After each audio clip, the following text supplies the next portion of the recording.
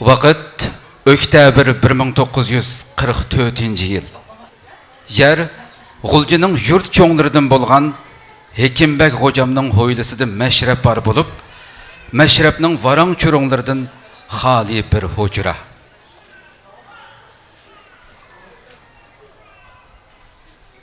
Şыңшысай деген bu qanxor Türkistanның her yeride Uyghur, Kazak, Özbek qatarlıq nurg'ulg'an Türk milletinin yürkini izlep, ularni baş götürülmez qilib o'tish uchun minglagan musulmonning qinini to'kib, ularning jiniga zamin bo'libla qolmay, xilma-xil bahonalar bilan nurg'ulg'an boylarni turmuga tashlab, ularning mol-mulkiga ko'z tikib Şunu dememla xalpitim 8 milyonluq nüfusga ega bu zimində bu melunla 400 mingdan artıq Uyg'urning jiniga zamin bo'ldi.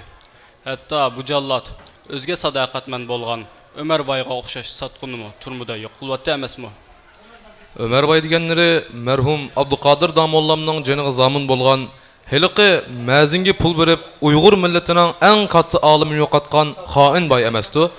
Dal o'zi shu begim bu melun satqun bayning oltinlarini musodara qilibla qolmay, uni oltinlari bilan yo'qitib qo'ysizlar xabarsiz o'xshamamda. Endi el içi tarqab yurgan ba'zi rivoyatlarni anglagan. Lekin bu jallatning o'ziga sodiq bo'lgan g'alchilarni yo'qotishig'imi bek ishongim kelmagan edi. Begim, zalimlarning tabiati azaldan qonxumar keladi. Ular o'ziga qarshi chiqqanlarni dastlab yo'qotgan bilan, undan keyin jim yotganlarni, ularni besib turib bo'lganda, ularga xizmat qilgan g'alchilarni yo'qotdi.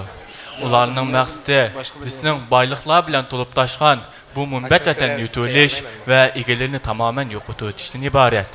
Da shunday qilgan vaqtda bizning islom nuri bilan nurlangan bu munbat vatanga mangulik ega bo'lgan va tarix bo'yicha amalga oshgan ham xayolini reallikka aylantirgan bo'ladi.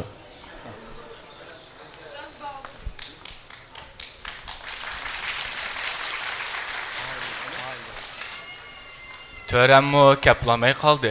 Rahimjonmi yo'qab ketdi.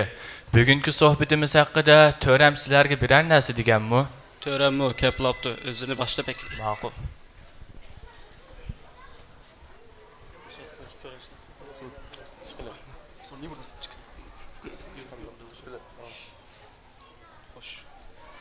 Assalomu alaykum.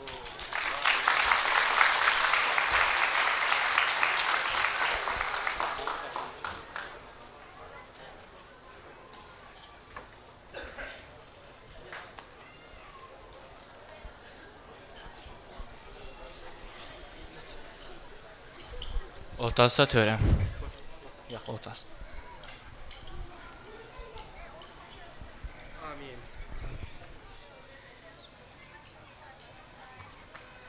Amin Allah. Alloh.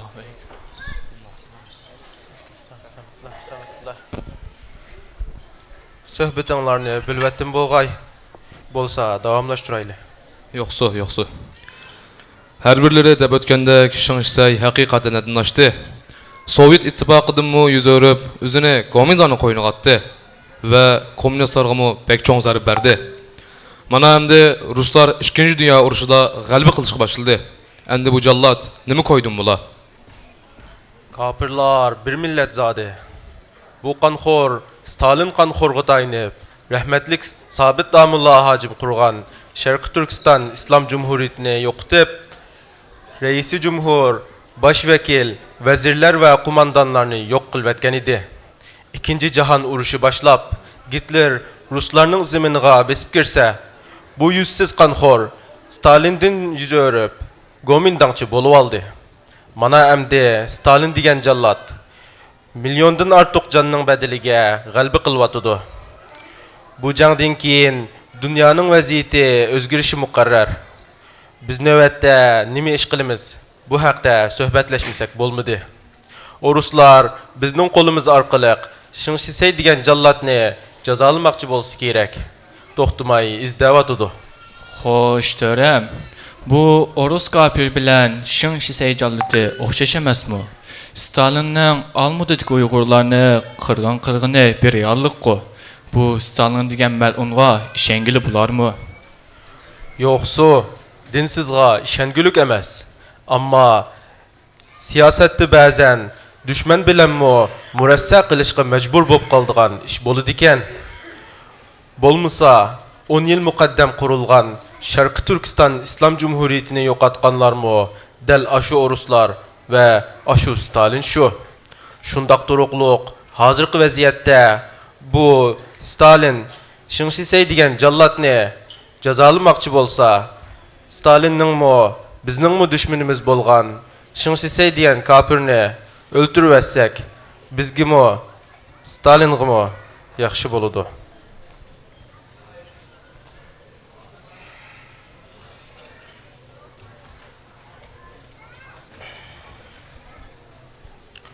Xo'sh, hocam. G'ani Batur sabdoshlari bilan ish boshlab, Nilqa qo'rg'aslarni ep bo'ldi. Qurolliq kuchimizmi xili ko'paydi. ishlarmi bir yerga berib qoldi. G'ani Batur, Fatih Baturlar Nilqa qo'rg'aslarni ap Xitoy askarlarini ujuqtirib to'xtamay kengayotdi. Endi fursat bor vaqtda ishni cho'ngaytsak bo'ladi.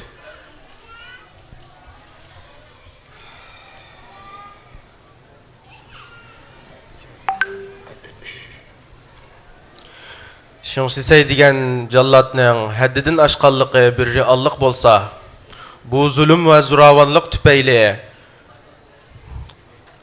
G'ani Batur boshchiligidagi yigitlarning g'ulji ishga oldiga kelib qolganligimi bir reallikdir.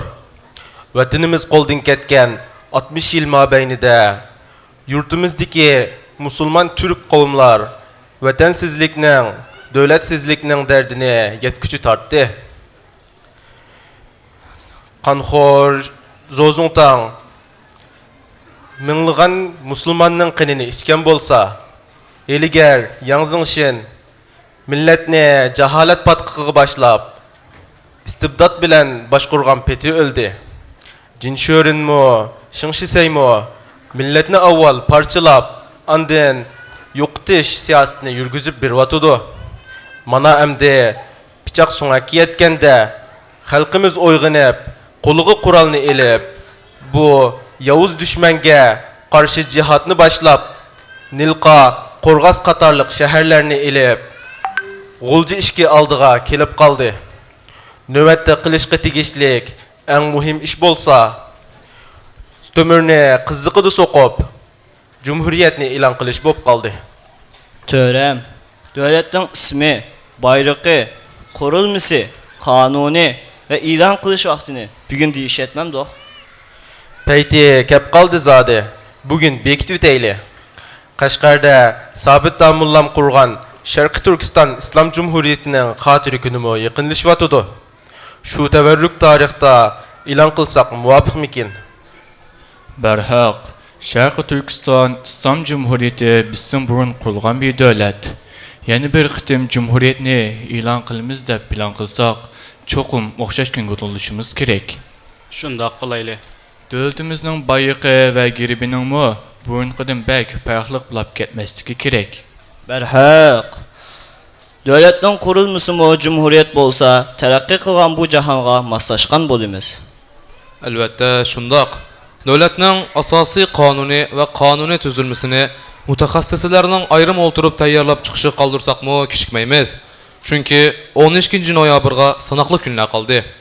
Shunga Cumhuriyetni e'lon qilgan ishning tayyorligini puxta qilmasak bo'lmaydi. Shundoq qilaylik. Tövrem, duo qilib qopsaq bo'larmiki, bomdod namoziga masjidga ulgurmasak bo'lmas. Xo'sh, o'zlari duo qilib bersizlarmi? Yo'qsa, o'zlari qilib bersizlar. İlaha amin, ilaha perverdigara, çıkan bu mukaddes yolumuzda bizni nüsretke eriştüğü ila. Amin, Allahu Ekber.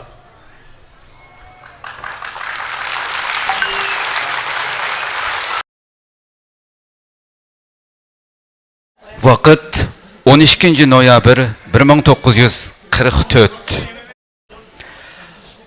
1944 yılı 12 noyabr Sharq Turkiston İslam Hükümeti G'uljida rasmiy e'lon qilindi. Sharq Turkiston İslam Hükümeti a'zolari birinchi raisi Cumhur Alixon To'ra Sag'uni,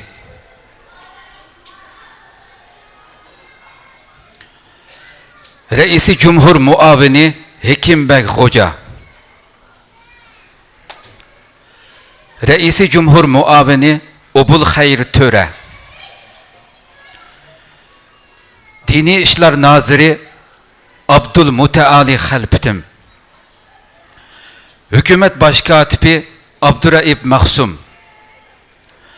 Harbi İşler Nazareti Naziri Peter Romanovic. İçki İşler Naziri Abdükerim Abbas. Maarif Naziri Habib Efendi. Teftiş Nazareti Naziri Cani Bey.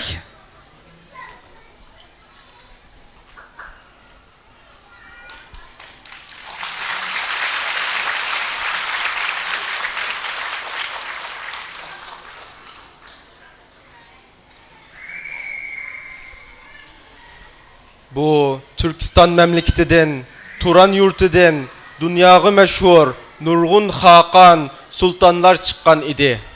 Mana bulardan biri İbrahim aleyhisselamның devride devlet kurgan Oğuz Xandır. Uygur devletinin tuncu ulu uzat terpiden selingan bolup, kiyinki devirlerde Stuq Buğra xanlar, Alp Arslan xanlar hemmisi bu yurttan çıkıp dünyaga meşhur bolgan. Bu kahramanlarning hemmisi bizning ecdatlarımızdır. Şarkı Türkistan halkının öz yurtida, öz hükümetiga egi boluşu bu sebepten mutlak şarttır. Bu tarihi hakikatga bütün dünya halkı şahittir. Yuqorda tilga alganlarımızning en çoğ delillerden biri vatanimiz Şarkı Türkistan'dan çıkan alimlardır. Yusuf Has Hacip ve Şah Esiri Kutatku Bilik, Mahmud Kaşgari ve Esiri Divanı Lugati Türk'tür. Hemmisi bu vatanimizin esiridir. Biz elbette galbi kılımız. Şarkı Türkistan'da yaşayan barcha ahalinin Allah terpiden verilgen erkinliki, dini, cismani, iktisadi ve gündelik faaliyeti bexaterligi devletimizin kapaleti astıdır. Tuprağımızın müstakilligi, halkımızın hürriyeti, hakimiyetimizin öz ilkimizge ötkenligi kutluk bolsun. Şarkı Türkistan İslam Cumhuriyeti bugün resmi kuruldu. Allah zafer ve nusretimizni ebedi kılsın. Allahu Ekber. Allahu Ekber.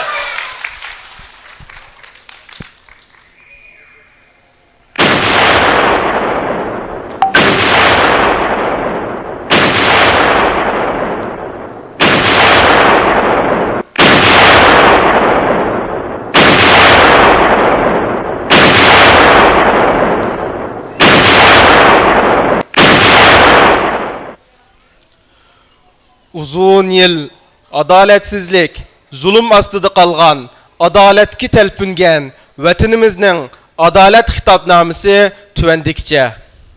Birinci, Şarkı Türkistan tevadiki Şarkı Türkistan tevasida Xitay hakimiyetiga ebedi hatim berildi.